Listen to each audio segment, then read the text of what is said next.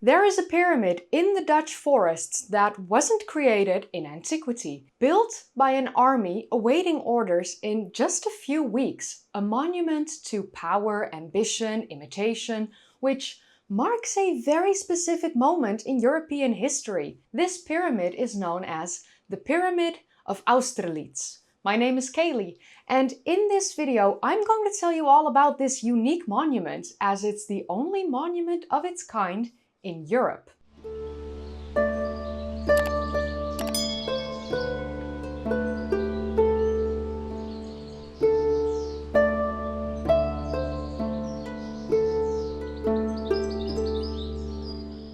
Unfortunately, not too many people around the world are familiar with the fact that the Netherlands sports its own pyramid, and as a Dutch lady myself, I felt it was about time to tell you all about a pyramid created during the Napoleonic Wars. The Pyramid of Austerlitz is situated in a national park in the province of Utrecht in the Netherlands, and in this national park lies the Utrechtse Heuvelrug, or in English, the Utrechtse Hill Ridge. This Heuvelrug is a sand ridge that runs from the Gooimeer in the province of North Holland, my province, to the Lower Rhine in the province Utrecht. And there are multiple peaks above 50 meters, the highest one being the Amerongse Berg, which is 69.2 meters above sea level. Berg is the Dutch word for mountain. The Netherlands is so flat, and on average quite a bit below sea level, that we Dutch see a ridge that's nearly 70 meters above sea level as a mountain.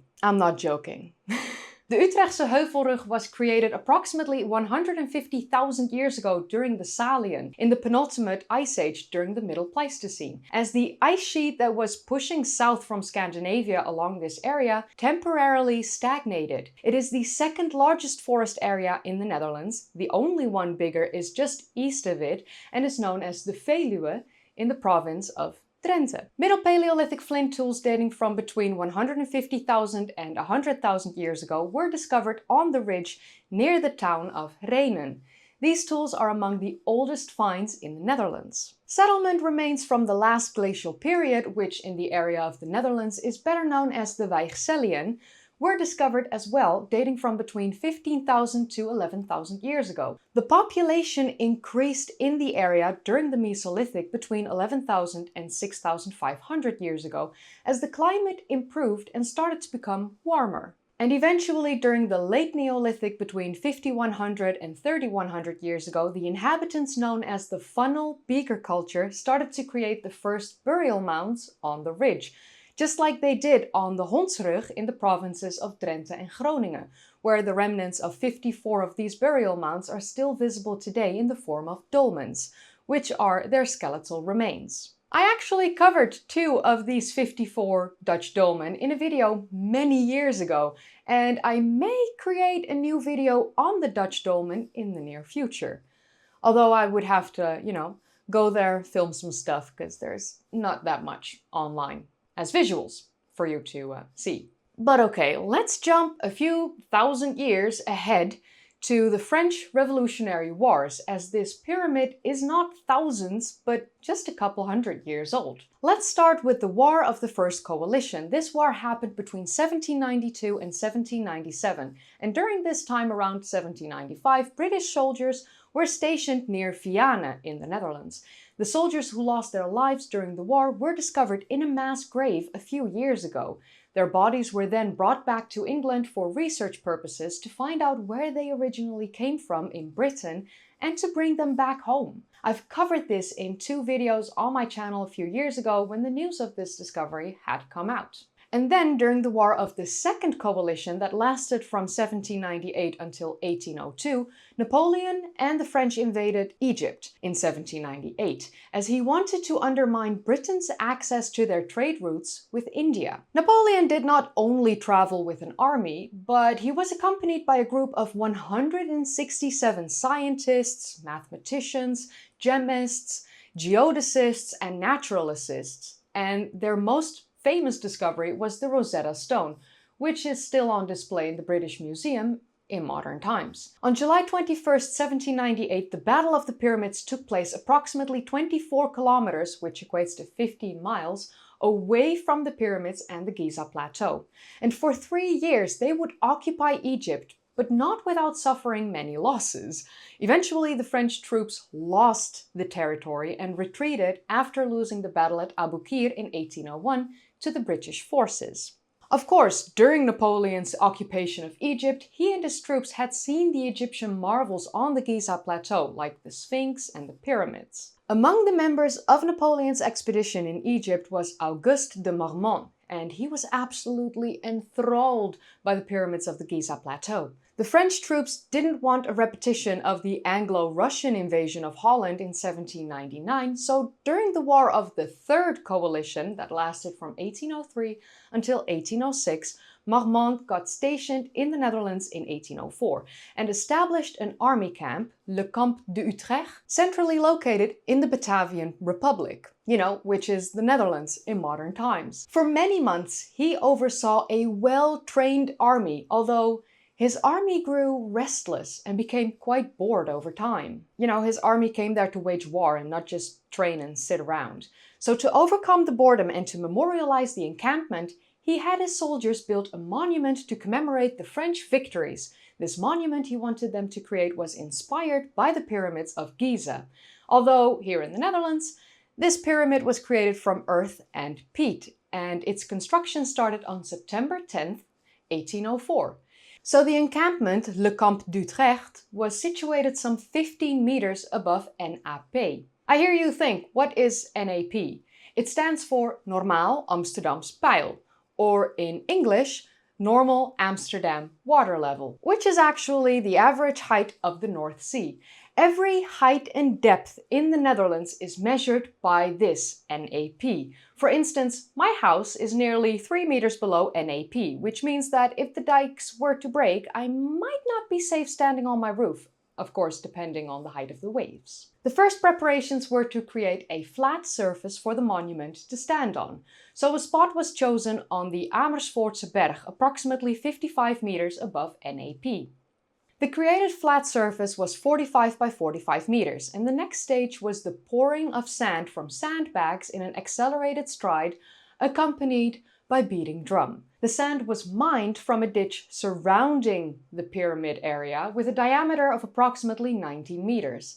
The outer layers of the poured sand were covered with gradually stacked sods of peat. The sides of the pyramid were created in a stepped-like fashion, like the pyramids at Giza look since their casing stones have disappeared. After about 6 days, the men reached a height of 11 meters. The bags of sand were passed through from soldier to soldier to be poured empty at the top.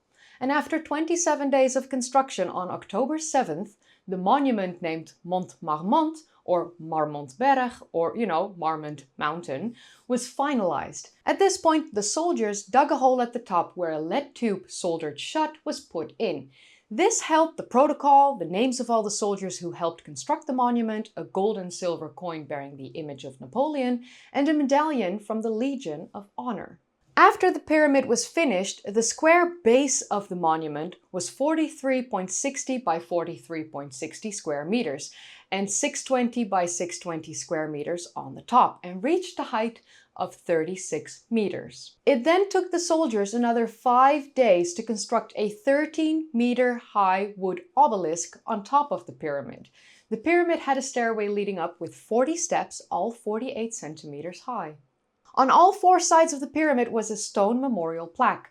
On this was mentioned that the monument was constructed for Napoleon Bonaparte by Auguste de Marmont. The battles won by Napoleon, the improvements Napoleon made on a political and social level, and the names of the troops who helped construct the monument. So on all 4 sides there used to be a wooden base structure with a step construction, although there are no remnants of this left. The only reason that we know this is from the old sketches that were made shortly after the pyramid was constructed. So the costs for the construction of the pyramid was 8,100 gulden. Of course, the soldiers weren't paid for their labor, so in reality, the tools, the wooden obelisk and the stone memorial plaques were the only things that cost money in the entire construction. Now that the monument was complete, de Marmont realized it needed to be protected and maintained, although he wasn't the owner of the land that he had constructed the pyramid on. So the first task after completion was for him to become landowner. And on April 16, 1805, he bought the land under the pyramid from Jan Hermsen van Ginkel. To guard the pyramid, he had 3 small homes built near the pyramid and stationed 3 soldiers there, who were unfit to fight, and these 3 soldiers lived there for more than 10 years. So the idea of de Marmont was to create a village around the 3 houses and the pyramid, and for this village to carry the name Napoleon. Besides that, he wanted to rebuild the pyramid with stones to maintain the shape for much longer, and he wanted to replace the obelisk on top with a giant statue of Napoleon. But during the summer of 1805, de Marmont and his army traveled to southern Germany to fight in the War of the Third Coalition, which eventually was led to the Battle of Austerlitz.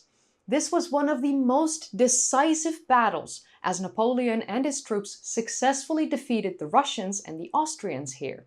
So while on October 22, 1805, the pyramid was officially named Marmont by state decree, de Marmont left the Netherlands late in 1805 as he was stationed in Croatia, and he left the pyramid in the care of the 3 soldiers, Louis Fèvre, Jean-Baptiste de la Rouche and Barend Philips. Although the name Marmont for the pyramid didn't last long, as the new King of Holland, Louis Bonaparte, younger brother of Napoleon, had the monument renamed on August 17, 1806 to the Pyramid of Austerlitz after the Battle of Austerlitz, and named the trading post at the nearby camp the same name.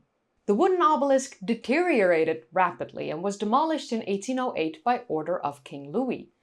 After Napoleon's empire ended, the inhabitants of the Austerlitz town in Utrecht took apart everything useful from the pyramid. Especially the stone memorial plaques were taken very quickly. In 1848, A.J. van der A wrote in the Geographic Dictionary of the Netherlands that the step-like exterior had disappeared completely.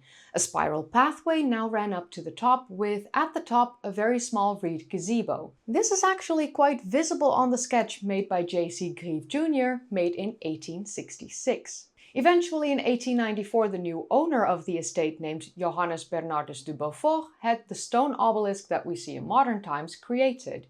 This obelisk was designed by architect D. van der Werf.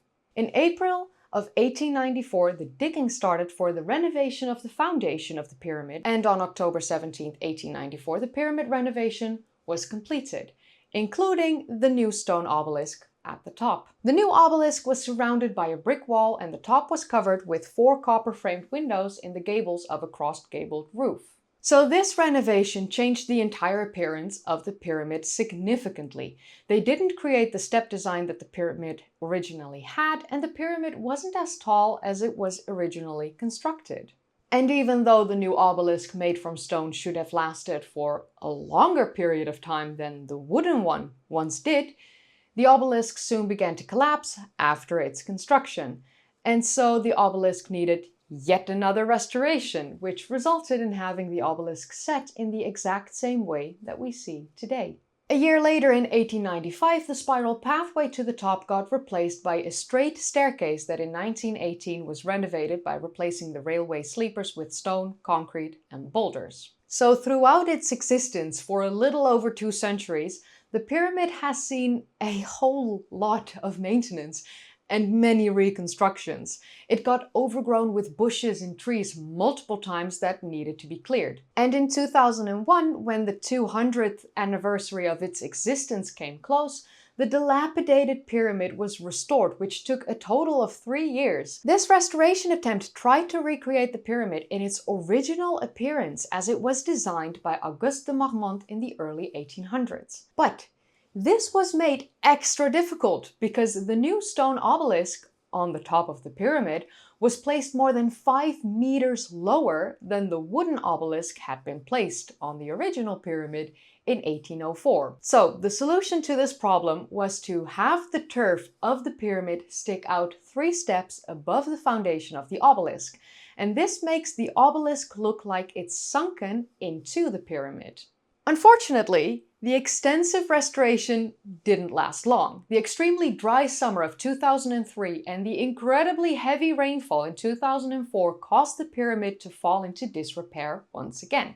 Cracks appeared in the step design and the turf had shifted. So the municipality of Utrecht then had the pyramid extensively researched to find out the best plans for the future of this monument. It was decided to not do a full restoration attempt again, but instead just fix the step design. It was accepted that the Pyramid of Austerlitz is a monument that will forever need maintenance, as it's a monument made from living materials. So the municipality of Utrecht put aside 1.2 million euros for the restoration of the step design in October of 2007. In 2010, the stability of the obelisk was questioned, and therefore it was decided to create a new pile foundation underneath the obelisk. And then in 2011 and 2012, the pyramid had to endure heavy weather with heavy rainfall. The northwest side of the pyramid became so saturated that it tore and collapsed partially.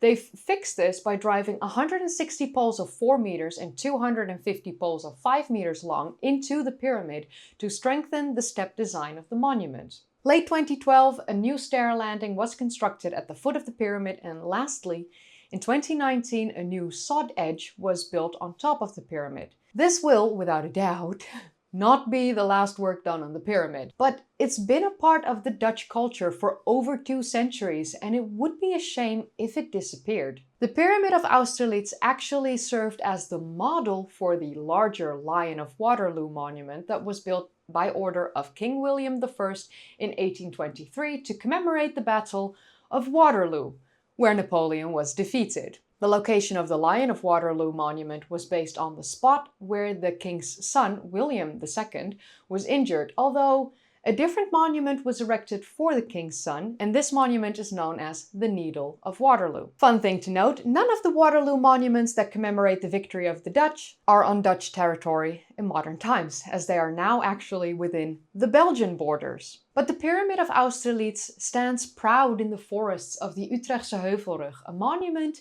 to the rich history of the Netherlands, the many battles fought, won and lost, which eventually led to the Kingdom of the Netherlands that we know today, where I was born in, here in North Holland. Next time I'm near Utrecht, I'll try and visit the Pyramid of Austerlitz, and I'll of course share it with you if I do.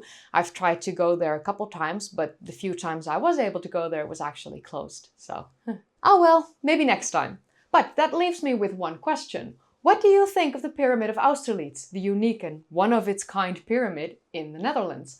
Let me know in the comments down below. And if you enjoyed watching, then don't forget to give this video a thumbs up, subscribe if you'd like to see more of these kind of videos, and click that bell icon if you want to be notified whenever I upload. If you haven't seen my previous videos yet, like, for instance, Neanderthal cannibalism, I know it's not a fun subject, but it was very intriguing to learn more. Click the card in the upper right corner if you want to see other stuff that I've created over the years. I've got more than 360 videos on the channel, so there's enough for you to watch. But you can also click one of the playlists in the description down below, or a video in the end card. You can click on them and just watch. Whatever you do, just watch more of my stuff. And if you've already seen everything I've made, maybe go back and watch something for a second time, because, it's still fun. I would also like to say a massive thank you to my patrons and my channel members. Thank you so much for supporting me. Truly, it means the world to me. This journey here on YouTube that I've started in March 2020, it's been amazing. It's been nearly 6 years now, and I would like to continue. So yeah, please keep joining me in my premieres and live streams, and watch my shorts and everything I do, and just enjoy the work I create. That's all. Okay, so tomorrow I have to go to the dentist. Yay. And the day after I'm getting a small tattoo. Yay, that's an actual yay. And yeah, these are the last 2 weeks before I fly off to Peru. So I'm excited for that. Thank you for watching, and I'll see you in the next one. Okay, bye!